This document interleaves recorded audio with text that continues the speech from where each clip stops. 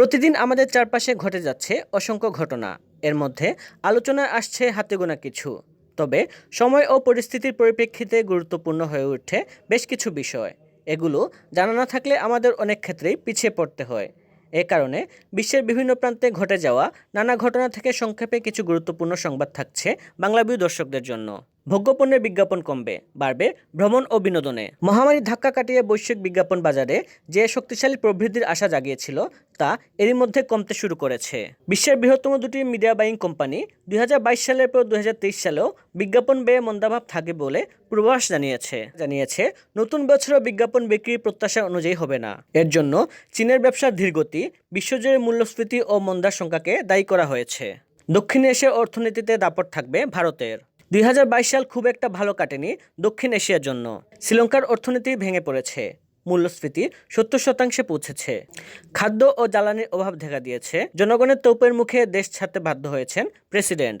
পাকিস্তান দেউলিয়াত্বের সংখ্যায় পড়েছে, ভয়াবহ বন্যায় আনুমানিক 4,000 কোটি মার্কিন ডলার ক্ষয়ক্ষতি হয়েছে এবং সাবেক প্রধানমন্ত্রী ইমরান খানের আন্দোলনে অশান্ত হয়ে পড়েছে দেশটি। এবছর বাংলাদেশে ভয়াবহ শিল্প দুর্ঘটনা ঘটেছে, বন্যা দেখা দিয়েছে এবং 10 লাখ রোহিঙ্গা সামলাতে হিমশিম খেতে হচ্ছে। আর নেপাল পড়েছে বৈদেশিক মুদ্রার রিজার্ভ সংকটে।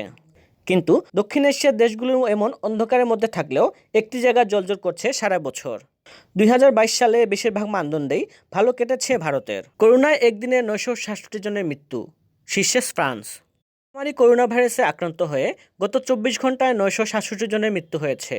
নতুন করে সংক্রমণ হয়েছে 3,84,357 জনের। এ সময় সুস্থ হয়েছেন 2,43,143 জন। এ নিয়ে মহামারী শুরুর পর থেকে বিশ্বে মৃতের সংখ্যা দাঁড়িয়েছে 66,59,956 জন।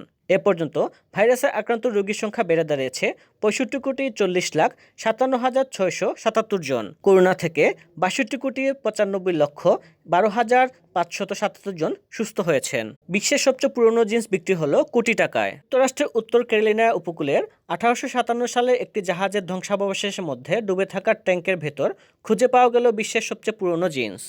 এর আগে এত পুরনো কোনো জিন্স খুঁজে পাওয়া যায়নি।